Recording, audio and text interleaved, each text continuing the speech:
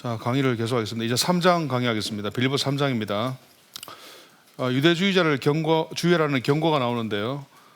바울은 한때 유대주의를 신봉했기 때문에 그 문제점과 해악성을 잘 알고 있습니다. 여기서 그런 매우 강한 표현을 사용합니다. 이 1절에서 3절까지 표현이 아주 강합니다. 1절에 보면은 끝으로란 말이 있는데 이 종종 서신의 결론을 가리키기 위해 사용되지만은 때로 새로운 주제를 도입하기 위한 전환점 역할을 하기도 합니다. 그래서 끝으로라 해서 끝난 게 아니라는 것이죠. 여기서는 후자입니다. 전환점 역할을 합니다. 이제 바울은 앞에서 말했던 것과 다른 흐름으로 말합니다. 주 안에서 기뻐하라. 빌립보서에서 제일 자주 나오는 얘기죠. 두드러진 주제입니다. 1절에 보면은 너희에게 같은 말을 쓰는 것이 내게는 수고로움이 없고 너희에게는 안전하다. 이런 말을 씁니다. 이 같은 말이라는 것은 앞에서 언급한 말들이고 또 앞으로도 반복되는 말들입니다. 너희에게 같은 말을 쓰는 것이란 표현은 3장 18절에 내가 여러 번 너희에게 말하였거니와 같은 맥락을 지닙니다.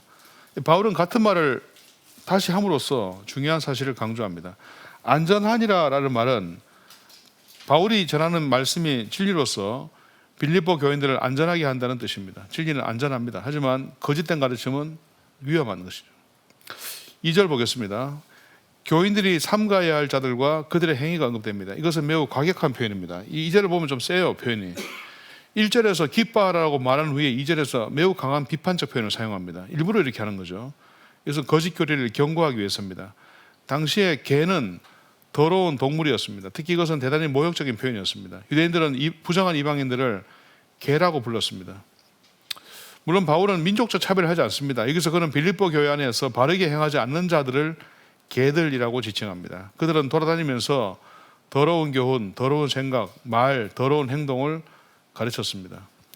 행악하는 자들, 개들을 삼가고 행악하는 자들 삼가할 때 행악하는 자하고 개하고 지금 동격입니다. 같은 말입니다. 악을 행하는 자들, 개들입니다. 교리의 잘못은 반드시 행동의 잘못으로 이어집니다.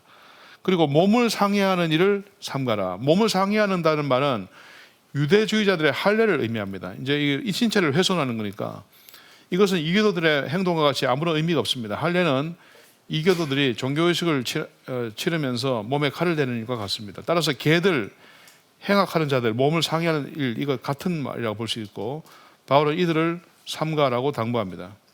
그들은 잘못된 길로 인도하는 자들입니다. 그들과 교류하는 것은 엄청난 비극을 초래합니다. 이 정체는 유대주의자들입니다. 바울은 갈라디아서에서 이들을 강하게 비판했습니다. 그들은 예수 그리스도를 믿는 믿음에다가 구약의 규례, 할례로 대표되는 이 규례를 지켜야 구원받는다고 가르쳐서 십자가 사역을 무효로 만들었습니다. 이제 부족하게 만든 게 아니고 무효로 만든 거예요. 왜냐하면 십자가 그 공로로 모든 게 다 완전해져야 되는데 그걸로는 부족하다. 거기다가 이 할례가 필요하다. 그러니까 이제 율법 지키는 게 필요하다. 이렇게 보는 것은 온전한 믿음이 될 수가 없죠. 3절, 그렇다면 진정한 하나님의 백성들은 어떤 사람들인가? 진정한 백성들은 유대주의자들처럼 거짓 선생들처럼 종교적 형식과 의식에 집착하지 않습니다. 바울은 2절에 세 가지 삼가해야 하는 일과 대조되는 세 가지 권해야 하는 일을 말합니다. 그것은 다음과 같습니다. 먼저 하나님의 성령으로 봉사하는 것. 이 봉사라는 단어에는 예배와 일이 합해져 있습니다. 즉 포괄적 의미를 내재합니다. 다음으로 그리스도 예수로 자랑하는 것. 예수님을 높이는 거죠. 그 다음에 세 번째로 육체를 신뢰하지 않는 것. 이것은 인간적이고 세속적인 것을 자랑하지 않는 건데 4절과 연결됩니다. 우리가 곧 할례파라라는 표현은 이러한 것들을 추구하는 사람이 진정한 하나님의 백성들, 즉 언약 백성들이라는 뜻입니다. 유대주의자들은 할례의 의미를 모르고 형식과 외형에 집착했습니다. 그러나 바울은 할례의 의미를 알고 그것을 바르게 적용합니다. 구약시대의 할례가 왜 행해졌는가, 그걸 이제 신약시대 바울이 잘 해석을 이해를 하고 있죠. 그런데 그걸 이해를 못하는 사람은 여전히 신약시대에도 구약적 할례만 생각하는 거죠. 구약적 할례에 빠져가지고 그 의미를 이해를 못하는 거죠. 왜 할례 받았을까 구약에? 그 의미를 모르는 겁니다. 그 다음에 3장 4절부터 11절에 바울의 간증이 나오는데요. 바울이 압달락에서 유대주의자들을 주의하라고 경고했는데 여기서 자신의 과거와 현재를 말합니다. 그는 회심 이전에 유대주의자들처럼 육체를 자랑했습니다. 그러나 회심한 이후에는 완전히 다른 사람이 되었습니다. 그는 그리스도 예수를 위해서 모든 것을 버렸습니다. 근데 유대교가 맞느냐, 유대주의가 맞느냐라는 한때 그 논쟁이 좀 있었는데, 유대교가 맞냐, 유대주의가 맞냐. 저는 그 뭐 둘 다 그냥 맞긴 한데, 문제는 유대교 혹은 유대주의의 갈래가 많기 때문에 그거 하나의 개념은 아니다 이렇게 봅니다. 왜냐하면 바리새파하고 사두개파는 둘 다 유대주의자들이지만 전혀 다르거든요. 그 사람들은 바리새파하고 사두개파는 신학적으로나 또는 뭐 사회적으로나 문화적으로 굉장히 차이가 있는 사람들이에요. 다른 종교 믿는 사람 같은 그런 느낌이 들 정도입니다. 예를 들어서 바리새파는 내세를 믿지만 사두개파는 내세를 안 믿었죠. 사후세계는 안 믿었어요. 사두개인들은 그런 것들입니다. 어떻게 그게 같은 종교를 할 수 있습니까? 내세를 안 믿는데. 그래서 우리가 유대교를 다 똑같이 보면 안 되고 다양하게 분파가 많기 때문에 다양하게 봐야 되는데 거기다 이해가 필요합니다. 근데 바울을 쫓아다녔던 유대주의자는 좀 바리새파로 보여요. 바리새파들로. 그 교리를 볼 때 사두개파는 아니고요. 바리새파로 보입니다. 에센파가 있는데 에센파는 그 바리새파하고 교리는 같은데 은둔 생활을 했어요. 은둔 생활. 제가 이스라엘 가서 좀 보니까 에센파 출신으로 세례 요한을 말하는 경우가 있더라고요. 그 쿰란 동굴에 가면은 쿰란 가보신 분들 앞에 입구 쪽에 그 비디오를 보여주거든요. 비디오 보여주는데 그 비디오 내용이 뭐냐니까 세례 요한이 여기 있다가 저 광야로 가서 외쳤다. 뭐 이런 내용이 있던데 잘못된 겁니다. 세례 요한이 에센파 출신이거나 쿰란 공동체 출신이라는 근거가 없습니다. 그리고 메인 학자들은 그렇게 보지 않습니다.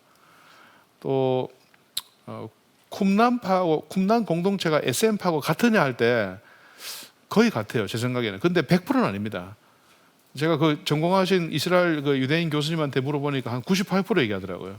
거의 같은데 100%는 아닙니다. 100% 그냥 거의 같습니다. 제 생각에도 쿰란 공동체 살았던 사람 에센파 같아요. 그러나 뭐 빛의 자녀라고 쿰란 공동체에서는 표현하고 있고요. 에센파라는 말은 전혀 없습니다. 에센파하고 바리새파 교리는 같은데 바리새파는 은둔 생활하지 않고 이제 공적으로 살았고 에센파는 은둔 생활을 해서 자기들이 따로 살았습니다. 이제 바울을 쫓아다니면서 계속 바울을 해코지하고 바울의 교리를 반대했던 사람들은 바리새파의 가능성이 제일 큽니다. 교리적으로 볼 때. 4절부터 6절까지는 바울의 간증입니다. 회심 이전에 자기가 어떤 사람이었는가. 바울이 그 3절 끝에 보면 육체를 신뢰하지 않는다는 말을 하면서 4절에 그러나 나도 육체를 신뢰할 만하며 라고 말하잖아요. 그래서 말을 이어받으면서 자기가 어떤 사람인지를 쭉 말하고 있습니다. 나는 더욱 그러하리니 라는 말은 바울이 이전에 누구보다도 육체를 신뢰했던 사람이다. 거짓 선생했다는 뜻이죠. 그리고 5절에 바울은 자신의 과거를 진술하기 시작하는데 전형적인 유대주의자였다. 8일 만에 할례를 받고 베냐민 지파다. 이스라엘 지파 중에서 상당한 정통성을 지닌 지파가 베냐민 지파입니다. 왜냐하면 여기서 이스라엘 초대왕 사울이 나왔지 않습니까? 그래서 베냐민 지파에 속한 사람들 상당수가 사울이라는 이름을 갖고 있었던 것 같습니다. 뭐 여러분 잘 아시겠지만은 사울의 이름이 나중에 바울로 바뀐 게 아니고요. 원래부터 태어날 때부터 이스라엘 사람들은 이름을 2개 내지 3개 갖고 있죠. 사울, 바울 같이 갖고 있는 거죠. 사울이 있다가 회심하면서 바울로 바뀐 게 아닙니다. 2개의 이름을 같이 갖고 있었던 거예요. 원래부터. 왜냐하면 그 당시 시대가 그랬기 때문에 그렇습니다. 시대가 다문화 시대이기 때문에 그렇습니다. 유대의 이름을 갖고 있으면서 동시에 그리스 로마식 이름도 같이 갖고 있는 겁니다. 그래서 해외에서 활동할 때는 주로 그 외국 이름을 쓰는 겁니다. 우리나라 사람들이 저 미국 가서 쓰면은 뭐 자기 이름은 원래 그게 아닌데 My name is John 이런 식으로 본명은 뭐냐니까 있죠. 용팔인데요. 뭐 이런 게 있잖아요. 그 원래 한국 이름이 있는데 영어 이름을 쓰면서 그 나라 사람들에게 불리기 좋도록 이렇게 하는 경우가 있었습니다. 어떤 선교사님이 그 간증하시는 걸 들었는데 그 선교사님이 여자 선교사님인데 나이 많은 할머니였는데 아프리카에서 선교할 때 자꾸 자기 이름을 부르는데 자기 이름이 발음하기도 힘들고 또 좀 뭐 장난기도 좀 있고 기분 좋게 하려고 자기 이름을 언니라고 하셨대요. 언니. 그래 모든 국민들이 자기 보고 언니라고 다 불렀다더라고. 제가 그분 간증 들으면서 참 지혜롭고 위트 있는 분이다 싶었어요. 언니. 어떤 그 남자 목사님이 뭐 장난삼아 자기 이름을 형이라고 해가지고 다 형 하고 이렇게 한 거 봤는데 그렇게 했습니다. 히브리인 중에 히브리인이요, 아주 철저한 히브리인 뜻이죠. 바리새인이요, 유대주의자 근본주의자입니다. 6절 보겠습니다. 열심으로는 교회를 박해했다. 율법의 의로는 흠이 없는 자였다. 이렇게 말합니다. 흠이 없다는 말은 이제 이스라엘의 쓰는 사람들 용례에서는 완전하단 말이 아니라 율법을 철저히 지켰음을 암시하는 것입니다. 그러니까 흠이 없다, 완전하다 이런 말은 진짜 우리가 말하는 그 완전하고 아무 흠도 없다는 말이 아니라 굉장히 뛰어난 사람이었다. 뭐 요셉 같은 경우도 흠이 없는 자였고 사가랴도 흠이 없는 자였고 그렇습니다. 그 다음에 이제 간증을 하면서 회심 이유를 또 말하거든요. 7절부터 11절에서 7절에 보면 문두에 그러나라고 말합니다. 그러나 이 접속사는 바울의 완전한 변화를 시사합니다. 회심한 후에 가치관이 완전히 바뀌었습니다. 자신에게 유익하다고 생각하던 것들을 이제 그리스도를 위해서 다 해로 여기게 되었다라고 말합니다. 그래서 여긴다라는 이 단어는 버린다는 뜻이 아니라 바르게 사용한다는 그런 의미가 좀 강합니다. 여긴다, 어떻게 사용한다, 목적을 바꾼다는 겁니다. 우리가 믿기 전에 갖고 있던 좋은 것들도 있는데 그런 것들을 다 버리고 없애버리는 것이 아니라 좋게 쓰면 되는 거죠. 가치 중립적인 것들이 많잖아요. 물론 이제 명백하게 나쁜 것도 있어요. 그런 것들을 말고 거의 상당수는 바꿀 수 있는 겁니다. 직업 같은 것도 이제 좀 어떤 거는 그대로 놔도 되고 어떤 건 좀 바꿔야 되겠죠. 제가 예전에 그 부목사로 있던 교회에서 세례 교육을 했는데 어떤 나이 드신 할아버지가 한 60대 중반쯤 되는 분이었는데 뭐 할아버지라기 좀 그렇네요 요즘 세상에. 근데 그분이 뭐라 했냐면 70쯤 된 분이었는데 세례 교육 받으면서 묻더라고 저한테. 목사님 제가 직업이 좀 그런데 이거 세례 받고 직업 바꿔야 되냐 묻더라고요. 그래서 직업이 뭐냐니까 그 카바레에서 춤을 가르쳐주는 선생이래요. 그 제가 카바레 가본 적은 없고 이제 텔레비전 보면 나오잖아요. 이제 뭐 사모님 이러면서 막 하잖아요. 그래서 그 어떻게 하는데 하니까 이제 그 아줌마들 오면은 허리 붙잡고 춤 가르쳐 준대요. 그 제가 볼 때 그게 별로 좋은 직업 같지가 않더라고. 근데 자기는 생계를 위해서 그걸 해야 되고 되게 건전하대요. 자기 말로는 그거 위에 없대요. 그거 외에는 상당히 그래 대답하기 애매하더라고요. 젊은 부목사 입장에서 볼 때는 카바레 춤 선생님 그만두라 할 수도 없고 생계인데 건전하다 하는데 진짜 건전한지도 모르겠고. 그래갖고 제가 교회 누구한테 물어봤지 그거 괜찮은 거냐니까 그거 안 괜찮다고 막 그러더라고. 그 제가 안 괜찮다 하던데 하니까 그거 잘 몰라서 그 사람이 몰라서 또 우리 건전하게 한다는데 그분이 나중에 직업을 바꿨는지 모르겠습니다만은 카바레 춤 선생 그런 거를 어떻게 그 세례 교육할 때 어떻게 해야 될지 참 현재 우리 교회는 뭐 그런 사람 없는데 그런 것도 좀 있어요. 제가 부산 살 때 그 교인 한 분이 왔는데 이분이 모태신앙이고 상당히 아주 굉장히 부유한 갑자기 새로 왔어요. 근데 뭐 하냐 그러니까 서면에서 단란주점을 한다더라고요. 저보고 근데 제가 총각 전도사 때였는데 저보고 하는 말이 장가 갔냐 그래서 안 갔다니까 여자친구 있냐 해서 없다니까 자기 한번 가게 오라고 아가씨 60명 있다고 줄 세워갖고 제일 이쁜 아가씨 여자친구 시켜줄 테니까 오라더라고. 그래서 참 이 모태 신앙인데 이분이 이렇게 전도사한테 그 단란주점 아가씨 60명 있다고 줄 세워 놓을 테니까 골라가라고 그래 한 명이 오라니까 아니 갖고 싶은데 갖고 가라고 그런 말을 이렇게 하는 걸 보면서 가치관이나 어떤 생각하는 것들이 상당히 좀 다르다 생각이 좀 들었습니다. 근데 이분이 헌금을 내면요 굉장히 많이 내요. 이렇게 지갑을 꺼내가지고 수요일날마다 교회 평일에 안 옵니다. 수요일만 하면 오는데 저보고 대신 내주라 하거든요. 꺼내가지고 안에 있는 거 다 줘요. 그게 얼마인지도 몰라요. 다 줘 그대로 헌금봉 딱 넣어가지고 이름은요 이러니까 그냥 그때 이름 잘 기억이 안 나요. 뭐라 하세요 이랬는데 성도 없고 예를 들면 용팔이 이렇게 적거든요. 용팔 성도님 제가 앞에 적습니다. 그럼 담임 목사님 나중에 전도사가 이렇게 됐다고 막 뭐라 그래요. 근데 본명을 안 가르쳐주는 거 어떡해. 근데 헌금을 이만히 냈더라고. 돈 없는 전도사 때 조금만 주지 나한테. 그대로 넣어가지고 제 앞에 딱 이렇게 올려놓는데 얼마인지도 모르겠어요. 이게 막 수표도 있는 것 같고 되게 돈이 많은 것 같아요. 한 번은 이제 성탄절 크리스마스 전날 이브 날 이제 이렇게 행사하는데 중고등부 애들 데리고 제가 게임하고 있으니까 와가지고 내 딸 오라 하더니만 슈퍼 가서 나는 슈퍼에 있는 그 음료수 냉장고를 다 비우는 사람 처음 봤어요. 싹 다 비워보더라고 이거를. 그래 그걸 애들이 다 먹을 수 있습니까? 제가 며칠 동안 계속 또 먹고 이랬죠. 하여튼 그런 어떤 화끈한 분이었는데 저보고 단란주점 아가씨 소개시켜준다고 툭하면 저한테 얘기하고 그런 적이 있었습니다. 다 버리는 이게 이제 우리가 이제 버려야 될 건 버리고 그러나 이용할 것은 또 재이용 바른 목적을 위해서 이용해야 된다 이것입니다. 8절 바울이 모든 것을 해로 여기는 이유는 뭐냐? 그리스도 예수를 아는 지식이 가장 고상하기 때문이다. 훨씬 더 좋은 것을 알면 예전의 것들이 좋아지지 않는다는 뜻이죠. 그리스도 예수를 아는 지식이라는 것은 지정의 모든 부분에서 그리스도를 배우고 익히며 체험하는 것을 의미합니다. 이제 바울은 모든 시선을 그리스도에게 두었습니다. 내가 그를 위하여 모든 것을 잃어버리고 배설물로 여김이란 말은 회심한 이후의 여정을 요약하는데 이 7절에 해라는 말이 있죠. 해, 데미지, 재미야. 또 이 구절에 배설물이라는 이 단어가요. 이게 그 똥일 수도 있고 쓰레기일 수도 있어요. 이게 두 가지 단어 같이 있습니다. 배설물이 대변일 수도 있고 대소변일 수도 있고 또 쓰레기일 수도 있습니다. 쓰레기. 그러니까 더러운 겁니다. 하여튼 간에.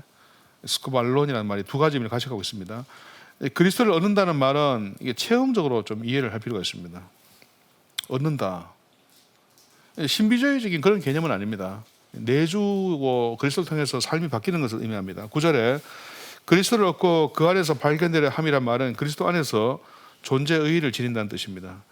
내가 가진 의의는 율법에서 난 것이 아니요라는 말은 율법주의자들의 주장을 비판한 것입니다. 그들은 율법을 통해서 의롭게 된다고 생각했습니다.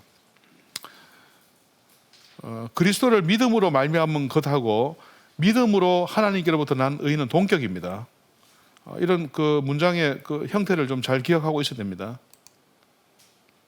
구원은 단순하고 분명한데 율법주의자들은 아주 복잡하고 혼란스러운 것으로 만들어 놓았습니다. 그들은 사람의 완전한 의로움이 구원의 조건이라고 주장합니다. 그럼 누가 구원받을 수 있겠습니까? 아무도 없죠. 그래서 예수님에게 니고데모 같은 사람 찾아와가지고 선생님 어떻게 해야 내가 구원을 얻을 수 있겠습니까? 그 말은 그 당시에 그 율법주의자들의 그 생각을 그대로 반영하는 거죠. 어떻게 해야 내가 구원받을 수 있습니까? 어떤 행동을 해야 하나님 기뻐하십니까? 이런 겁니다. 이제 단락을 10절 11절 이제 단락을 마무리하면서 이 바울은 그리스도의 죽음과 부활을 말합니다. 이것은 그리스도께서 이루신 구속 사역을 요약한 것입니다. 부활을 말한 거예요. 부활. 10절 보겠습니다. 내가 그리스도와 그 부활의 권능과 그 고난의 참여함을 알고자 하여 그의 죽으심을 본받아 어떻게 해서든지 죽은 자 가운데서 부활에 이르려 하노니. 그 부활이라고 하는 것은 현재성과 미래성을 같이 갖고 있죠. 구원과 심판이 다 마찬가지인데 부활도 그렇습니다. 나중에 영원히 부활하겠지만은 이 세상에서 이미 우리는 부활을 누리고 있습니다. 그래서 부활의 그 의미에 대해서는 뭐 또 이번 주 다음 주가 부활주일이니까 또 좀 공부를 많이 해가지고 교인들에게 부활의 의미에 대해서 말씀하실 필요가 있는데요. 전제는 항상 육체의 부활이 있었다는 사실을 전제하면서 말해야 되죠. 존재론적으로만 말하거나 혹은 실존적으로만 말할 게 아니라 실제 육체의 부활을 말하면서 부활의 의미를 말할 수 있는데 제가 여기서 강의는 안 했는데 다른 데서 그 죽음에 대한 강의를 좀 중간 상태에 대해서 좀 얘기를 한 적이 있었거든요. 오늘은 제가 없어서 못 하겠습니다만은 그 나사로가 제 전공이 이제 요한복음이라 가지고 나사로 얘기를 할 때 11장 요한복음 11장에서 나사로가 죽어가 4일 동안 있었는데 4일 동안 어디가 있었느냐 뭐 이런 얘기를 이제 쭉 하는데 결국 거기서 내용은 뭐냐면은 신자의 죽음은 죽음이 아니다. 잠자는 것이고 불신자의 죽음과는 전혀 질이 다른 것이다. 그 사실을 우리가 기억해야 되겠고요. 부활이라는 것은 마지막 날에 있을 일이지만은 이미 우리가 부활한 사람들로 살고 있는 것이다. 나를 믿는 자는 영원히 죽지 아니하리니 라는 말씀을 근거해가지고 그렇게 볼 수 있는 겁니다. 이 정도만 하겠습니다. 부활의 권능이란 말 나오는데 이 부활의 권능이라는 것은요 아주 강한 힘입니다. 죽음을 불사하고 초월하는 그런 힘을 보여줍니다. 우리가 망하지 않기 때문에 그렇습니다. 망하지 않는 것은 성도의 견인 교리죠. Perseverance of the Saints라고 그러죠. 성도의 견인. 칼빈주의 5대 교리 중에 제일 마지막 견인 교리입니다. 그다음에 이제 본문이 주는 교훈, 구원받기 이전과 구원받은 이후에 차이가 있어야 됩니다. 사도 바울이 그 회심 이전과 회심 이후에 자기가 어떻게 변화됐는지를 간증하고 있지 않습니까? 또 세상에서 유익하던 것들을 단호하고 과감하게 버려야 한다. 그 사실도 기억해야 되겠습니다. 해로 여기거나 배설물로 여기는 겁니다. 더러운 사람들과 교훈들과 행위들을 멀리하는 거죠. 과감하게 버리는 거죠. 제가 율곡 이희 선생의 경몽요결 책을 좀 좋아하거든요. 여러 번 읽었고 그 강원도 강릉에 가가지고 그게 몇 번 가기도 했고 그랬는데 오죽헌에 경몽요결 보면은 그 경몽요결이 뭐 읽어보신 분들 계시겠지만 학문을 하는 사람의 그 자세를 적어놓은 책이 경몽요결이라는 책입니다. 첫 번째 1장 입지 뜻을 세운다. 근데 2장이 중요해요. 2장이 뭐냐면 혁구습 옛습관을 버린다 이거예요. 그 옛습관을 버릴 때 율곡이 선생 말하는 천천히 버리면 안 버려진다는 거예요. 칼같이 확 잘라버려야 된다. 단번에 그냥 베야 된다. 그래서 혁구습 구습을 혁 해야 된다. 완전 확 그냥 버리는 겁니다. 담배를 끊는데 여기 담배 피는 분 안 계시겠지만은 천천히 끊는데 안 끊어져요. 과감하게 끊어야 끊어진다 이거죠. 갑자기 담배 얘기 왜 나옵니까 여기서? 3번 간증이 있어야 됩니다. 바울 서신에서 어렵지 않게 발견하는 건데 바울은 회심 이전과 회심 이후에 차이가 뭐냐를 아주 분명하게 말했습니다. 구원 간증이 필요합니다. 또 자기의 삶의 간증, 얼마 전과 지금의 내 분기점이 되었던 사건을 말하면서 이전과 이후의 간증이 뭐냐. 그래서 교회에서 그 소그룹 모임 같은 거 할 때 특히 쉐어링을 하면서 자기 간증하는 건 참 좋다고 생각해요. 3장 12절부터 16절에 표대를 향하여라는 단락에 나오는데요. 바울이 뭐를 추구했느냐. 표대를 향해 달려간다는 이런 말을 바울이 쓰고 있습니다. 표대를 향하여 달려가는 것입니다. 12절에 그 내가 이미 얻었다 함도 아니요 온전히 이루었다 함도 아니라 겸손의 표현인데 열심히 살았으나 자만하지 않았다. 그런 뜻으로 볼 수 있겠습니다. 다 이루었지만은 다 이룬 것이 아니다. 여전히 부족하다. 그다음에 오직 내가 그리스도 예수께 잡힌 바 된 그것을 잡으려고라는 문구는 바울이 주님께 잡힌 사람임을 보여줍니다. 예수께 잡힌 바 된 그것을 잡으려고. 내가 그리스도께 붙잡혔다는 말은 예수님이 나를 선택하시고 하나님의 자녀로 살게 하셨으므로 하나님의 말씀에 순종해야 한다는 사실을 함의합니다. 즉 하나님의 목적을 이루어야 한다는 것입니다. 달려가노라, 달리기의 은유죠. 메타포인데 전력 질주를 뜻합니다. 바울은 여전히 달려가는 중입니다. 그 당시 고대, 뭐 지금도 체육대회가 참 그 사람들 사이에 즐거운 행사가 되어 있지만 고대에도 체육대회 참 많이 했거든요. 달리기 은유가 성경에 많이 나와요. 성경에 많이 나오는 은유 몇 가지 있는데 건축 은유 많이 나와요. 집 짓는 거. 또 달리기, 경기, 체육 경기 은유. 그 다음에 군사 은유 많이 나옵니다. 이 세 가지가 제일 많이 나옵니다. 은유 중에서는. 요한복음 같은 경우는 가정 은유가 많이 나옵니다. 패밀리 메타포가 많이 나옵니다. 요한복음에 가정 은유로 그 요한복음 해석하는 분들이 많습니다. 제 지도 교수님도 가정 은유로 요한복음 해석해서 박사학위 받았는데 저도 가정 은유 해석을 좀 많이 썼습니다. 13절 그러나 바울은 아직 자신이 잡은 줄로 여기지 않는다고 고백을 합니다. 그는 목표를 성취한 것으로 생각하지 않고 여전히 달려가고 있습니다. 이거 잡으려고라는 이 단어가 12절 13절에 두 번 다 나오거든요. 목표를 향해서 막 달려가는 이런 모습입니다. 오직 한 일, one thing이라는 것은 한 가지 일에 전념했다. 명확하고 바뀌지 않았습니다. 인생 목표가. 우리가 인생 목표가 너무 여러 가지면은요, 이게 안 돼요. 딱 정해져 있어야 됩니다. 한 가지 목표. 뒤에 있는 것을 잊어버리고 앞에 있는 것을 잡으려고라는 문구는 과거를 기억하지 않는 것을 의미합니다. 과거의 자신에 얽매이지 않는 것입니다. 그래서 과거에 대해서 좋은 일이건 나쁜 일이건 간에 뭐 얽매이는 것은 좋지 않습니다. 항상 과거를 잊어버리고 새 출발을 해야 됩니다. 아픔도 빨리 잊고 성공했던 것도 빨리 잊고 오늘만 있다. 나한테는 오늘만 있다. 우리는 하루살이 같은 사람이니까 오늘만 있다. 14절 표대를 향하여서 표대는 바울의 인생과 사역 목표를 말합니다. 아주 유명한 말입니다. 표대를 향하여. 그리스도 예수 안에서 하나님이 위에서 부르신 부름의 상을 위하여라는 말은 달려가는 이유가 분명함을 보여줍니다. 바울은 하나님의 부르심의 상을 기억했습니다. 우리 표대가 뭐냐 할 때 이것을 일원론적으로 하거나 이원론적으로 해가지고 단순하게 교회 일만 말하면 안 됩니다. 우리 인생에서 나름대로 여러 가지 영역에서 표대를 세울 수 있죠. 근데 이제 중요한 거는 그리스도를 알고 닮는 것과 관련되어야 되는데 결국 복음적이어야 되는데 복음적 삶, 우리가 존 스토트가 표현했습니다만 복음적 삶이 필요합니다. 그러니까 어떤 영역에서 뭐 직장 영역, 학교 영역, 가정, 뭐 친구 관계, 뭐 많은 게 있지 않습니까? 그 영역에서 이 영역들이 전부 다 무엇을 위한 것인가를 분명히 설정해놔야 된다. 그 부분입니다. 그리고 달려가야 된다. 15절 보면요. 12, 14절에서는 나였는데 15, 16절에서는 우리로 바뀝니다. 그래서 바울이 자신의 태도에서 신자들을 향한 권고로 내용을 전환합니다. 우리 온전히 이룬 자들이라는 표현을 의미심장합니다. 바울은 12절에서 온전히 이루지 않았다고 했는데 여기서는 온전히 이룬 자들에 대해서 말합니다. 이것은 달려가고 있는 상태 자체가 온전한 것이라는 뜻입니다. 아이가 태어나가지고 애가 아직 온전한 사람이 아니지만 온전한 사람이죠. 어린아이도 온전하지 않지만 온전하죠. 임마 이거 언제 사람 될래 하는데 진짜 사람이죠. 이미 벌써 언제 사람 될래 이미 사람이죠. 그러나 아직 사람이 안 된 거죠. 현재성과 미래성 구원에 이렇게 생각할지니라는 말은 신자들의 생각 방향을 시사하는 것이고 삶의 태도입니다. 만일 어떤 일에 너희가 달리 생각하면 이란 말은 사도의 가르침과 다르게 생각하면 이런 뜻입니다.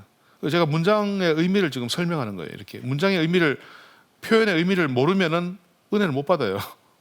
은혜 받으려고 그러면 일단 1차적으로 단어의 의미를 알아야 돼요. 그 다음 확장해 나가야 되는 겁니다. 하나님이 이것도 너에게 나타내시리라는 말은 하나님이 잘못된 것에서 건져주신다는 뜻입니다. 이것은 하나님이 징계하시면서까지 책임지신다는 의미를 갖고 있습니다. 구원의 완성은 인간의 인내와 열심이 있지 않고 주님의 언약적 신실함이 있습니다. 새 번역은 이렇게 번역합니다. 새 번역 참 좋은 번역입니다. 의역이 약간 있지만은 굉장히 그 뜻을 좀 잘 밝히고 있는 것 같아요. 새 번역이라는 말은 그 새로운 번역이 아니고 그 자체가 새 번역이라는 성경이 있어요. 아예 새 번역. 그러므로 누구든지 성숙한 사람은 이와 같이 생각하십시오. 여러분이 무엇인가를 달리 생각하면 하나님께서는 그것도 여러분에게 드러내실 것입니다. 그러니까 달리 생각하면 잘못된 거로 가더라도 하나님은 여러분을 바른 방향으로 또 갖다 놓는 분이다. 하나님의 그 예정과 섭리를 여기서 우리가 생각할 수 있겠습니다. 열심히 하다 보면 잘못된 곳으로 갈 수도 있잖아요. 근데 하나님께서 결국 그것도 선한 방향으로 다 합력해서 선을 이루게 하시는 거예요. 최선을 다해서 하나님은 좋은 쪽으로 가게 하신다. 악을 선으로 갚으시고 안 좋은 것들을 선하게 만들어 가실 하나님이시다 이겁니다. 16절에 이 구절은 9월의 여정에서 어디까지 이르렀는지 계속해서 행동하는 뜻입니다. 새 번역은 다음 같이 번역합니다. 어쨌든 16절 번역이 조금 어렵거든요. 읽어보면 어쨌든 우리가 어느 단계에 도달했든지 그 단계에 맞추어서 행합시다. 현재 상태에 머물지 않아야 된다. 계속해서 달려가야 한다 이것입니다. 3장 현재 상태를 진단하면서 교정하면서 달려가야 된다. 계속해서 점검하면서 달려가야 된다. 3장 17절부터 21절 우리의 시민권은 하늘에 있다는 것을 바울이 말씀합니다. 17절에 너희는 함께 나를 본받으라. 4장 16절하고 같죠. 눈여겨보라. 굉장히 중요한 말이죠. 성숙한 그리스도인들을 잘 관찰해보라. 그 눈여겨보는 대상에 또 나도 포함돼야 되죠. 남들이 나를 눈여겨보게끔 만들어야 되는데 자 나를 보세요 이렇게 할 게 아니라 괜찮으면 다 보게 돼 있어요. 그 사람을 아주 나이스한 사람 같으면 다 보게 돼 있습니다. 히브리서 13장 7절 하나님의 말씀을 너희에게 일러주고 너희를 인도하던 자들을 생각하며 그들의 행실의 결말을 주의하여 보고 그들의 믿음을 본받으라. 또 사람을 이렇게 본받는 게 보고 관찰하고 본받는 게 굉장히 중요한 공부입니다. 어린아이들한테 위인전기 우리가 읽으라 하잖아요. 참 중요한 얘기입니다. 위인전기. 물론 그 위인전기에 보면 뭐 애들이 들으면 좀 충격받겠지만 가짜가 많죠. 그 위인전기. 하기오 그래피라 해가지고 너무 좋게만 써놨죠. 뭐 이순신 장군 훌륭한 분이지만 전기 읽어보면 그분은 완벽한 분이죠. 그죠? 세종대왕도 완벽한 분. 어릴 때부터 총기가 있고 뭐 어떤 사람 태어날 때부터 별이 뭐 떨어지고 뭐 아래서 태어나고 이러면서 굉장히 신화하잖아요. 그래서 전기를 좀 잘 써야 됩니다. 실수도 좀 쓰고 그 사람의 문제점도 쓰고 아픔도 있었다. 그런 걸 좀 쓸 필요가 있는데 너무 이렇게 포장을 많이 놔서 그게 좀 아쉬워요. 어쨌든 우리가 좋은 사람의 삶을 보는 것은 참 중요하다. 18절 바울은 자신을 본받으라는 말과 대조적으로 그리스도의 십자가의 원수에 대해서 말합니다. 내가 여러 번 너에게 말하였거니와 계속해서 말씀 눈물을 흘리며 말한다. 간곡한 부탁이죠. 그리스도의 십자가의 원수라는 의구는 겉으로는 십자가를 따르는 것 같으나 실제로는 원수인 자들을 가리킵니다. 십자가의 원수. 진짜 대적은 내부에 있습니다. 항상 내부의 대적을 조심해야 됩니다. 거짓 선생들이 실제 모습은 네 가지입니다. 이제 정체를 알고 주의하라. 네 가지 말인데 첫 번째 그들의 마침은 멸망이다. 지옥 형벌을 받을 것이다. 두 번째 그들의 신은 배다. 이 배라는 말은 이제 자기 욕심을 채우는 것을 의미합니다. 쾌락을 좋아하고 탐욕을 좋아합니다. 세 번째, 그 영광은 그들의 부끄러움에 있다는 겁니다. 이 부끄러움을 영광으로 삼다는 말은 욕심을 쫓다가 부끄러움에 빠진다는 뜻입니다. 그 다음에 땅의 일을 생각합니다. 쾌락적인 것, 육체적인 것, 일시적인 것, 허무한 것을 추구한다는 뜻입니다. 이 거짓 선생들이 겉으로는 되게 하나님 말씀을 가르치는 것 같지만 실상은 아주 굉장히 좋지 않다. 자기를 위해서 저렇게 하는 것이다. 20절 보겠습니다. 17절에서 19절은 그들에 관해서 말했는데 이제 20절, 21절은 우리에 관해서 말합니다. 인칭 변화를 좀 잘 봐야 돼요. 인칭 변화를. 따라서 대상이 비신자에서 신자로 전환됩니다. 우리의 시민권은 하늘에 있는지라. 이 시민권은 이제 로마 시민권을 생각하게 하죠. 굉장히 그 좋은 시민권인데, 근데 하늘에 있다 이런 말씀에서 더 좋은 시민권을 말합니다. 로마 시민권과 비교할 수 없을 만큼 귀합니다. 거기로부터 구원하는 자 곧 주 예수 그리스도를 기다리노니, 재림을 사모한다는 뜻입니다. 재림은 구원이 완성되는 순간입니다. 21절, 주 예수님이 다시 오시면 어떤 일이 벌어집니까? 주님이 다시 오시면 만물을 자기에게 복종하게 하실 수 있는 능력으로 우리의 낮은 몸이란 것은 뭐 아주 문제 많은 지금 현재 우리의 몸을 자기의 영광스러운 몸과 같이 변하게 하실 것입니다. 그러나 그렇게 변화된 몸은 그리스도의 몸과 같지 않습니다. 그리스도는 하나님이시지만 우리는 그분의 백성이기 때문입니다. 부활에 대해서 이제 좀 말씀드리자면 우리가 어떤 식으로 부활할지는 정확하게 모릅니다. 예를 들어서 그때 우리가 내가 예를 들어서 10살에 죽었잖아요. 그럼 부활해가 10살에 부활할 것인가? 60살에 죽으면 60살에 부활할 것인가? 어떤 사람은 90쯤 돼가지고 돌아가신 분도 계시잖아요. 그러면 나는 90세에 부활해서 영원히 살아야 되냐? 그 언제 죽는 게 제일 좋을까요? 20대 중반쯤에 죽는 게 제일 좋겠죠. 그런 생각이 들 수 있거든. 엄마 뱃속에서 죽는 태아도 있어요. 어린 아기 때 죽는 아이도 있고 그런 것도 있죠. 또 그때 내가 지금의 내 아내, 내 남편이 그때도 내하고 부부냐, 지금 내 자식이 그때도 자식이냐, 또 내가 그때 미국 사람하고 무슨 말, 어느 나라 말 하냐, 밥은 뭐 먹노, 우리 집 키우는 개가 그때 내하고 천국 같이 가냐, 여러 가지 의미인데 그 중에 어떤 의미들은 이제 해결이 되는데 어떤 의미 해결이 안 돼요. 그때 내 시력이 나쁜데 나 그때도 시력이 나쁘냐, 뭐 이런 생각 들 수 있고, 그때 나 머리가 숱이 별로 없는데 그때도 없냐, 그때 우리가 과연 뭐 TV를 볼 거냐, 그때 우리가 뭐 어떻게 어떤 형태로 살 거냐, 차를 몰고 다니냐, 비행기를 타고 다니냐, 뭐 굉장히 많은 그 의문이 생기지만 성경은 거의 정보를 주지 않습니다. 제가 그 요즘 연구하기가 얼마 전까지 연구하다가 포기한 게 있는데, 천국은 이 지구가 변화돼서 갱신돼서 천국이 이루어지거든요. 이게 지구 갱신해서 새 하늘과 새 땅이 이루어진다는 것은 이거는 교리적으로 이미 다 공증이 된 거예요. 수납이 다 됐어요. 그 문제는 뭐냐면 지옥이 어디냐, 지옥의 장소가 어디냐. 그 제가 그 지옥의 장소에 대해서 상당히 많이 찾아다녔는데 못 찾았어요. 그 우리 대구에서 제 친구 교수님이 강의를 했는데, 친구 교수가 종말론 강의를 쭉 했는데 어떤 목사님이 질문했대요. 교수님, 그러면 지옥은 어딥니까? 하니까 그건 황원하 목사가 지금 찾는 중인데 찾으면 말씀드리겠다고 이렇게 했다는데, 제가 지옥의 장소성에 관한 논문을 훑어봤는데 몇 달 전까지만 해도 전 세계에 단 한 편도 없었습니다. 한 편도 없었어요. 논문이 그 검색하는 그게 있거든요. 엔진이 있는데 없어요. 혹시 계시면 아는 분 있으면 저한테 알려주세요. 성경에 나오는 근거에 비춰가지고. 제가 어떤 교수님한테, 종말론 연구를 좀 많이 하신 교수님한테 지옥 어디라고 생각하십니까 하니까 자기도 모르겠는데 다중우주론을 얘기하시면서 다른 우주가 있지 않겠느냐, 그 정도밖에 말씀 못 하시더라고. 근데 그건 좀 영화를 많이 보셔서 그런 것 같고 지금 정확하게 모르겠어요. 저도 그분도 잘 모르고 저도 모르고, 혹시 여러분 중에 아는 분인지 모르겠습니다. 지구가 갱신해서 새 하늘과 새 땅은 되지만 지옥은 어디냐, 굉장히 어려운 주제입니다. 부활을 할 때 과연 우리가 어떤 상태로 부활할 것이냐, 그때 내가 알고 있는 사람을 알아볼 것이냐, 그때 내가 한국 사람, 미국 사람은 무슨 말을 할 것이냐, 그때. 물론 이제 우리 상상할 수 있겠죠. 뭐 별별 상상 다 할 수 있는데 성경이 거기에 대한 정보를 잘 주지 않는다 이겁니다. 본문이 주는 교훈 참고하십시오. 그 다음에 4장 하겠습니다. 4장 2가지 권면이 먼저 나옵니다. 이 단락에서 바울은 2가지 권면을 합니다. 하나는 주 안에서 서라는 것이고, 다른 하나는 주 안에서 같은 마음을 품으라는 것입니다. 이 2가지 권면이에요. 이런 권면은 교회를 더욱 강하게 할 것이고 교회의 정체성을 더욱 공고히 할 것입니다. 이제 그러므로라는 접속사가 1절에 나오는데 이것은 압달락과 이달락과 연결시켜 주죠. 압달락에서 바울은 종말론에 가서 말했습니다. 하늘나라 시민권, 재림을 기다리는 것, 몸의 변화. 이제 이 구절에서는 종말을 맞이하는 자세가 무엇인지를 언급합니다.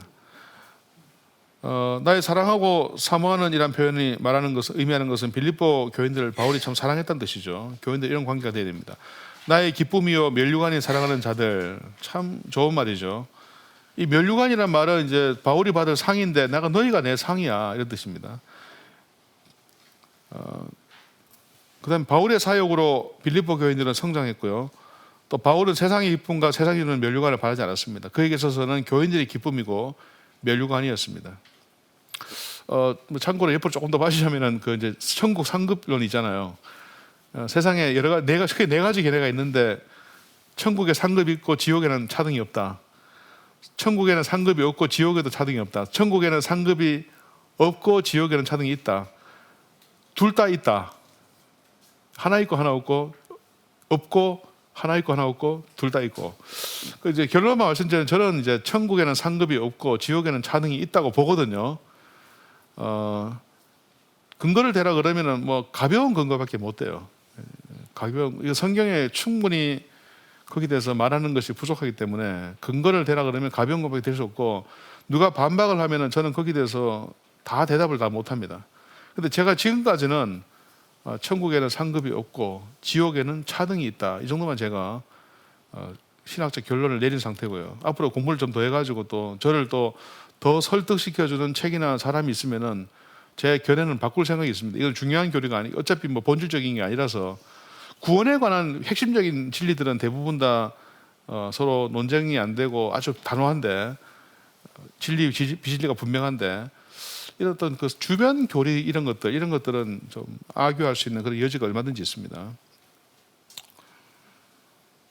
주 안에 서라 할 때 서라는 보초를 서는 군인에게 사용하는 용어입니다. 그러니까 바울이 아까 제가 메타포 그 은유를 몇 개 말했는데, 여기서 면류관 하면 일단 운동 경기 면류관이고, 또 서라 할 때 이거는 또 군사 그 전쟁 그 메타포라고 할 수 있겠죠, 그죠?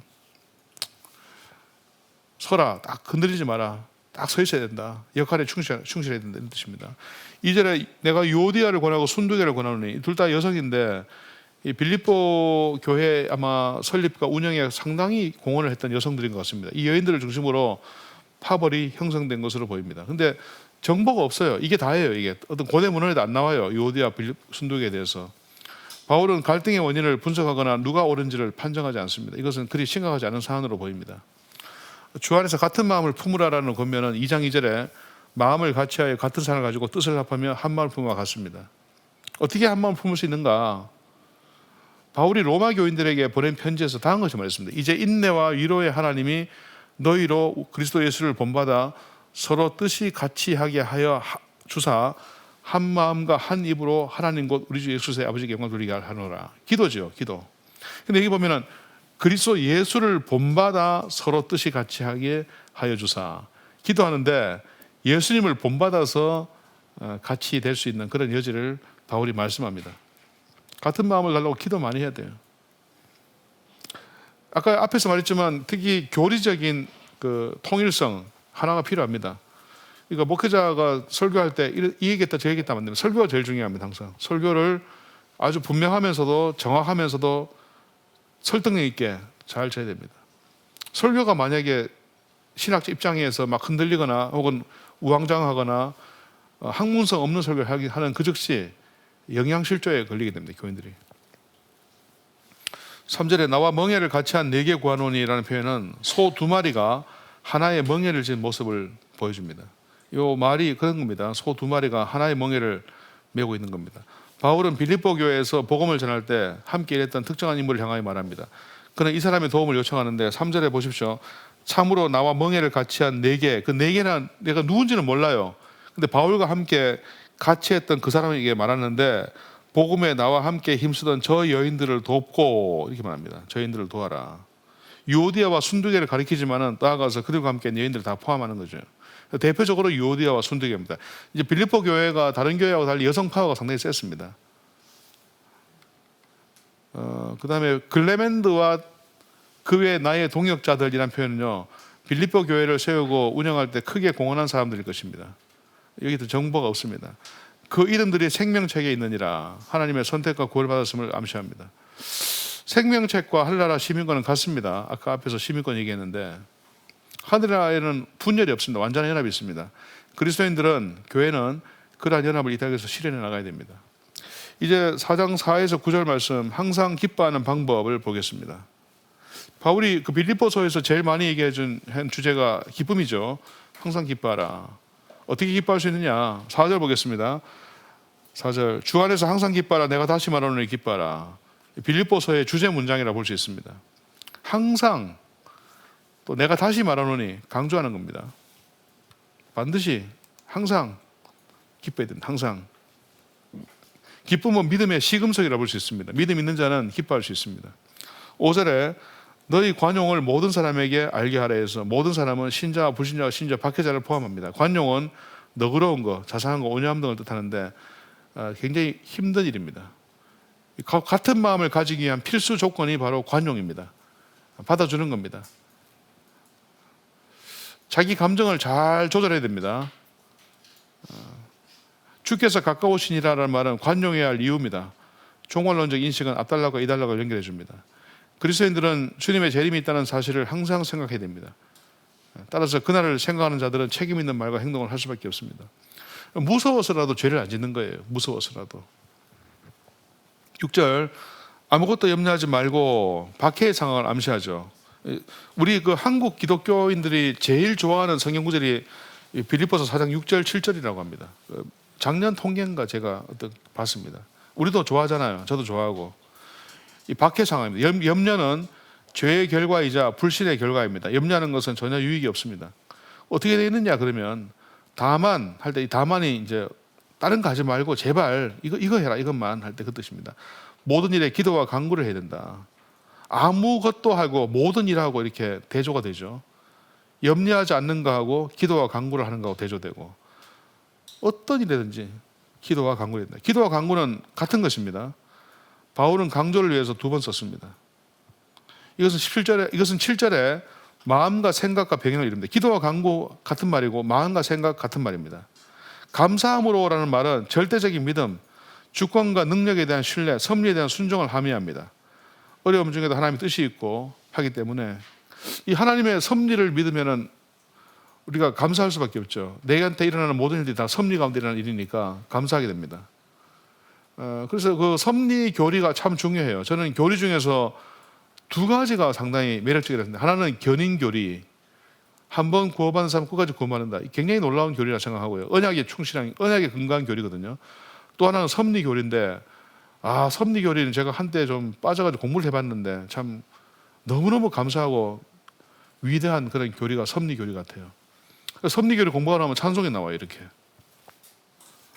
또 안심하게 됩니다. 안심해야 되는구나. 7절, 헬라 원문에는 하나님의 평강이 제일 앞에 나옵니다. 강조를 위해서입니다. 헬라어는 특성상 강조하려는 단어를 제일 앞에 내놓은 경우가 있거든요. 하나님의 평강이 제일 앞에 나와 있고요.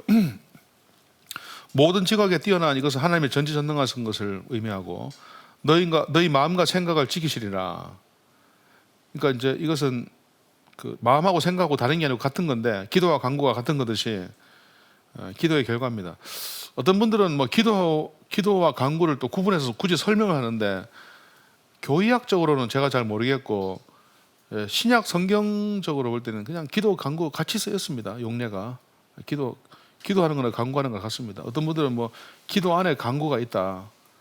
기도 안에 간구가 있죠. 근데 기도라는 것 자체가 그냥 성경신학적으로는 같은 말이에요. 동의어입니다. 마음과 생각도 같은 말이고,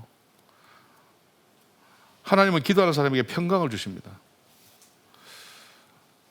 그 다음에 8절에 끝으로라는 단어는 권면을 마무리하는 역할을 하는데요. 무엇에든지, 이 표현이 계속 반복돼 나와요. 무엇에든지. 상당히 그 강조를 위한 것이죠.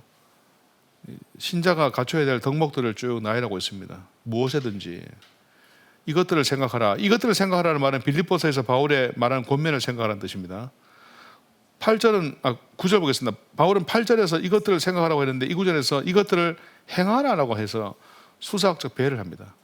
배움과 받음과 들음과 봄이란 단어가 사용된 것은 바울의 가르침을 최대한 충분히 이해하고 실천하는 뜻입니다. 앞에서는 생각하라, 여기서는 행하라.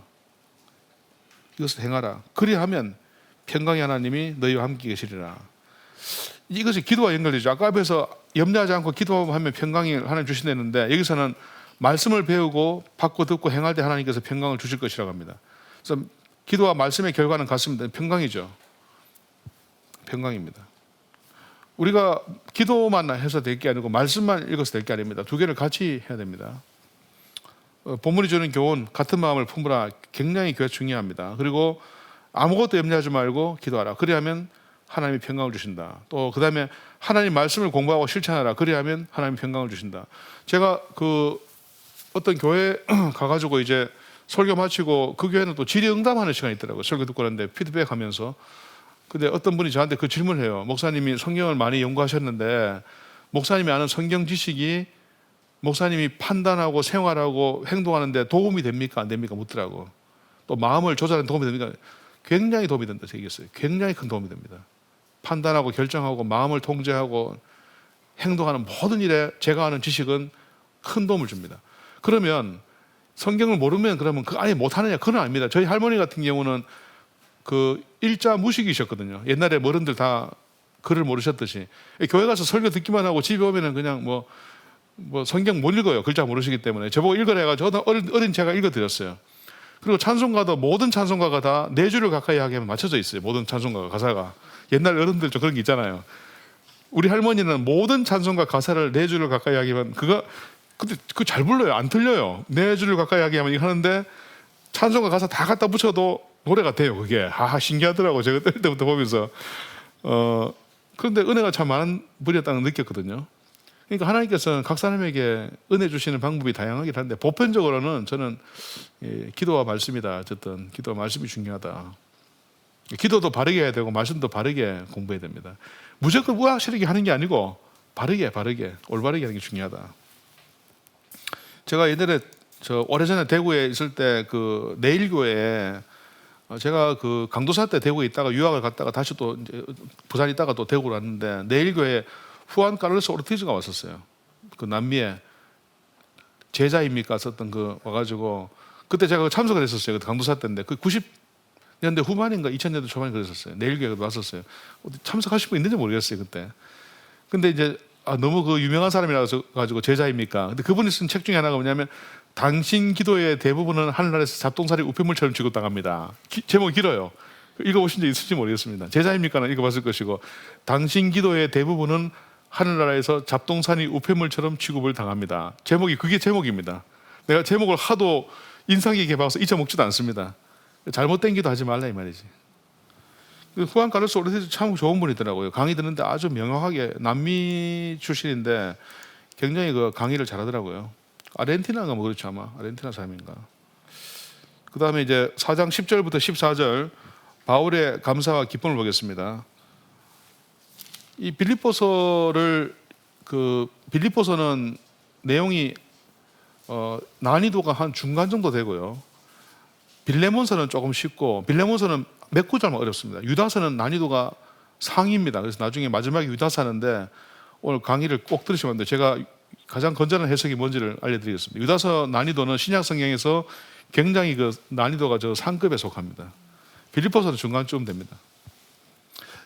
아주 매력적인 성경은 에베소서입니다. 에베소서는 그 존 스토트가 5년 동안 연구했던 그런 책이고 존 칼빈이 제일 좋아했던 성경이 에베소서라고 얘기하죠.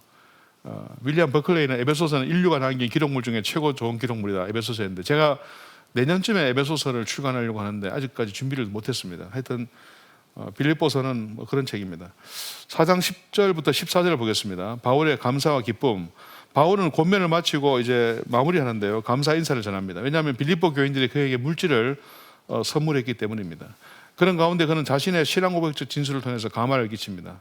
10절 바울은 주 안에서 크게 기뻐합니다. 감옥 갇혀 있는데 기뻐합니다. 왜냐하면 이것이 오히려 유익하니까 하나님께서 감옥에서 또 체험할 수 있는 것들을 주셨고 또 거기서 만날 수 있는 사람들을 주셨기 때문에 감사합니다. 그래서 신앙 좋은 사람들은 이 환경이나 마음 상태에 대해서 감정이 흔들리지 않습니다. 항상 그 평정심을 유지하거나 항상 감사하고 기뻐합니다. 항상 흔들리지가 않습니다. 감정의 기복이 심하지가 않습니다.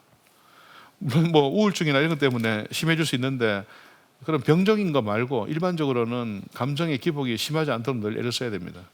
내가 어떤 데는 너무 기분 좋고 어떤 데는 너무 싫고 좋지 않습니다. 이번에 우찌무라 간조 같은 분 하신 말씀이 노래가 나왔죠. 예수를 믿고 나니까 너무 좋은 것도 없고 너무 싫은 것도 없다. 예수 믿고 나니까 너무 뭐 좋은 일도 없고 너무 싫은 것도 없다. 여기서 그가 기뻐하는 이유는 너희가 나를 생각하던 것이 이제 다시 싹이 남이니라는 문구에 담겨 있습니다. 빌립보 교인들은 이전에 바울을 금전적으로 도와줬는데 10년 전에 도와줬어요. 데살로니가 있을 때. 이번에 또 도와줍니다. 그래서 바울은 그들의 호의에 감사합니다. 여기 보면 또 너희가 또한 이를 위하여 생각은 하였으나 기회가 없었다. 전부터 도와주고 싶었지만 여의치 않았는데 이번에 이렇게 도와주니까 기쁘다 이런 뜻입니다. 이것은 빌립보 교인들의 마음과 의도를 위로해 주는 것입니다. 진작 좀 들었어야 되는데 죄송합니다 이런 어떤 마음이 있었겠죠. 너희가 기회가 없어서 못했다 생각이 있었는데 그런 뜻입니다. 11절 내가 궁핍함으로 말하는 것이 아니니라는 말이 함의하는 것은 바울이 물질적으로 어려운 가운데 있다가 물질을 주니까 고마워하는가 보다라고 생각하지 않기를 바라는 것입니다. 난 물질을 탐하는 사람이 아니다. 바울은 빌립보 교인들이 준 물질 자체 때문이 아니라 그들이 베풀어준 사랑과 배려 때문에 고마워합니다. 바울이 이런 어떤 자기 고백적인 말을 하는데 좀 솔직하게 말하는 거죠. 진실하게 말합니다. 어떠한 형편이든지 나는 자족하기를 배웠노니 이 배운다는 것은 참 시간이 걸리는 일입니다. 자족하는 법은 하나님의 섭리에 대한 순종과 더불어 세상에 속한 것들을 부러워하지 않는 데서 나옵니다. 이를 기르기 위해서 상당한 기간을 훈련해야 됩니다. 그러니까 내가 지금 돈이 없다라고 할 때 하나님의 섭리에 대한 순종이 그때 필요하죠. 돈 많은 사람을 부러워하지 않는 거죠. 돈이 있으면 좋지만 있으면 나이가 쓸모가 있지만은 내가 부러워하지는 않겠다. 감옥에 갇혀 있는데 감옥에 안 갇힌 상태에서 복음 전하니까 참 좋겠다는데 바울이 그런 사람 부러워하지 않습니다. 오히려 감옥에 있으니까 이 동네 사람들을 전도할 수 있는 게 좋다 이겁니다. 사실 그 훌륭한 신앙의 인물들 보면은 전부 다 많은 어려움들이 있었어요. 사도 바울 같은 경우도 육체에 가시가 있었죠. 가시가 이제 찌르는 거 아닙니까? 찌르는 거 얼마나 아팠겠어요. 아무리 기도해도 하나님 안 없어집니다. 그러다가 그 바울의 외모에 대한 기록이 딱 한 군데 있거든요. 고대 문헌에 바울과 테클라 행전이라고.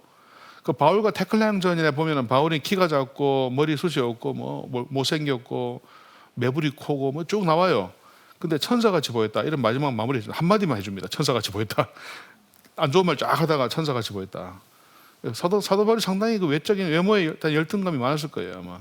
그러다 가족에 대한 그 컴플렉스도 없을 수가 없는데 예전에는 사도 바울이 결혼을 하지 않았을 것이라고 하는데 한 몇십 년 전부터 몇십 년 아니고 거의 뭐 100년 전부터 학자들 중에 거의 대부분이 바울은 이혼했다고 보죠. 왜냐하면은 결혼하지 않았으면 라삐 학교 입학이 안 돼요. 그 당시에 한 14세 15세에 라삐 학교 입학하는데 결혼 안 한 총각은 입학할 수가 없습니다.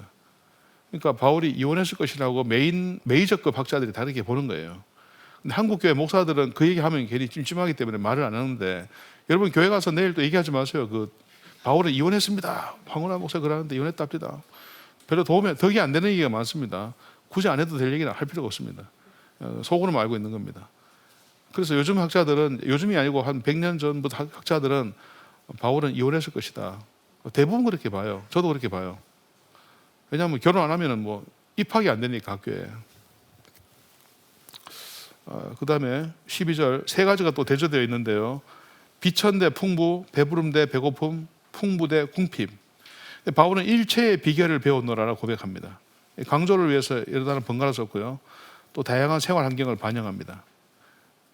비천이라 할 때 비난 듣고 물질 얻거나 건강 나빠졌을 때 불평하거나 원망하지 않는 거죠. 풍부, 남들로부터 칭송 들을 때 의시되지 않는 것이고 풍요로울 때 나태하지 않는 거죠. 13절에 아주 유명한 구절이죠. 내가 모든 것을 할 수 있느니라. 이 말은 내가 모든 환경에서 지낼 줄 안다라는 뜻입니다. 이걸 나는 모든 걸 할 수 있다 이게 아니고요. 모든 환경에서 내가 지낼 수 있다. 이 문맥을 보세요. 지금 어떤 환경에서도 나는 지낼 수 있다. 나는 모든 환경을 견딜 수 있다. 어떤 환경에서도 상황에서도 만족할 수 있다. 이런 뜻입니다. 내게 능력 주신 자 안에서라는 말은 주님의 능력으로 말미암아라는 뜻입니다. 겸손을 표현하는데 자신의 힘으로 그렇게 뛰어난 심성을 가진 사람이 된 것이 아니라 하나님의 은혜와 능력으로 그렇게 되었다는 뜻입니다. 이것은 2장 13절에 너희 안에서 행하시는 이는 하나님이시니 자기의 기쁘신 뜻을 위하여 너희에게 소원을 두고 행하게 하신다 하와 일맥상통합니다. 이게 빌립보서의 중요한 사상이고 바울에게서 중요한 일입니다. 여러분, 제가 이태리처럼 살았습니다만 바울은 유대인들의 미움도 받았고 이방인들의 미움도 같이 받았습니다. 이게 자기를 좋아하는 사람이 많이 없었어요. 목회자가 상당히 괴로울 때가 교인들이 나를 싫어할 때죠, 그죠?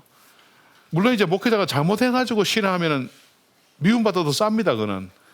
근데 애매하게 하거나 혹은 하다 보면은 행정적으로나 여러 가지 면에서 성향적으로 서로 뭐가 좀 안 맞을 때가 있습니다. 그리고 실수할 때도 있습니다.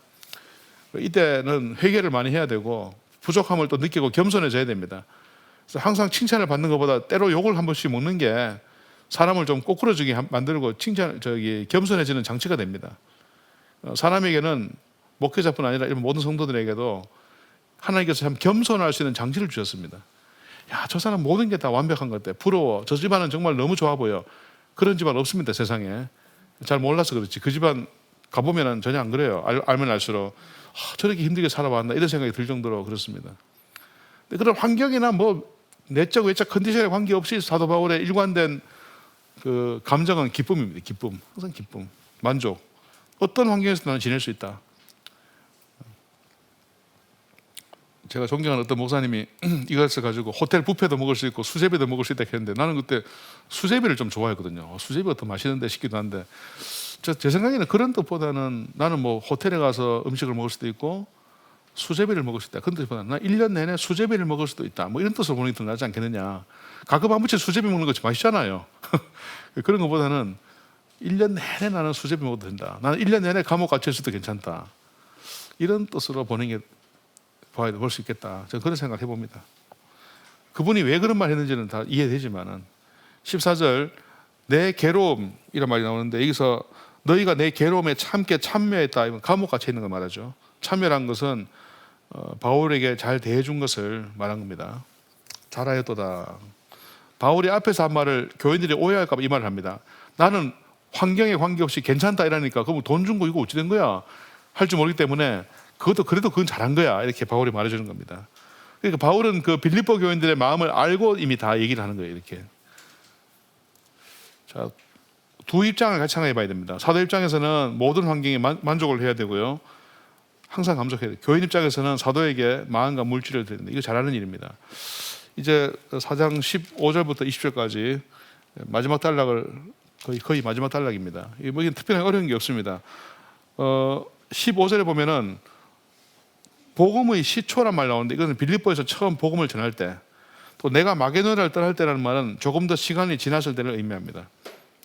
주고받는 내 일이란 말은 지출과 수입을 가리키고요. 그때 빌립보 교인들만 바울을 도와주었습니다. 빌립보 교인들은 또 바울이 데살로니가 있을 때도 2번이나 도와주었습니다. 서로 40km 떨어져 있습니다. 11절에 내가 선물을 구함이 아니오라는 말은 빌립보 교인들이 오해를 방지하기 위한 언급입니다. 바울은 빌립보 교인들에게서 물질을 받아내려고 술을 쓰는 사람이 아니라는 점을 분명히 합니다. 그 다음에 구제에 대한 가장 주옥 같은 말씀은 아마도 다음 구절일 것입니다. 제가 이거 좋아하는 말씀인데 가난한 자를 불쌍히 여기는 것은 여호와께 구워드리는 것이니 그의 선행을 그에게 갚아주시리라. 가난한 사람이 나한테 못 갚아줘요. 여호와께 내가 빌려주는 거다. 여호와께서 갚아주신다. 그 뜻입니다. 바울은 같은 날을도 반복하는데 18절에서 내게는 모든 것이 있고 풍부한지라 내가 풍족하니 반복합니다. 18절에 에바브로디도 편에 너희가 준 것을 받음으로 내가 풍족하다. 에바브로디도 편에 준 거는 이제 빌립보 성도들의 그 연보죠. 후원금이죠. 바울은 더 이상 뭔가를 보내지 말라고 당부합니다. 그에게 여전히 필요한 것이 많았겠지만 그렇게 하지 말라고 합니다. 참 그 바울이 좋은 자세 갖고 있죠. 이제 나한테 더 이상 안 줘도 된다. 많다, 나 먹을 거 많다. 그래도 빌립보 교인들은 그 말을 그대로 믿고 또 안 보내면 안 되겠죠. 좀 보내주고 바울 입장에서는 그만 보내라 해야 되고. 18절에 이는 받으실 만한 향기로운 제물이란 말로 오거든요. 향기로운 제물이란 말은 이게 제사 용어입니다. 이게 제사 용어. 바울을 도와준 게 아니라 하나님께 드린 것이다. 하나님을 기쁘시게 한 것이라는 표현은 바울에게 선물한 것이고 하나님을 기쁘시게 한 것이다. 그래서 우리가 사역자를 도와주는 것이 하나님을 기쁘시게 한 것이라는 사실을 바울이 말씀합니다. 19절 나의 하나님이 그리스도 예수 안에서 영광 가운데 그 풍성한 대로 너희 모두 쓸 것을 채우시리라. 이 나의 하나님, 사도 바울과 하나님의 친근한 관계를 강조해주고 또 영광 가운데 그 풍성한 대로 많이 넉넉하게 줄 것이다. 이탈리체 보시고 참고하십시오. 이제 마지막 인사 바울이 합니다.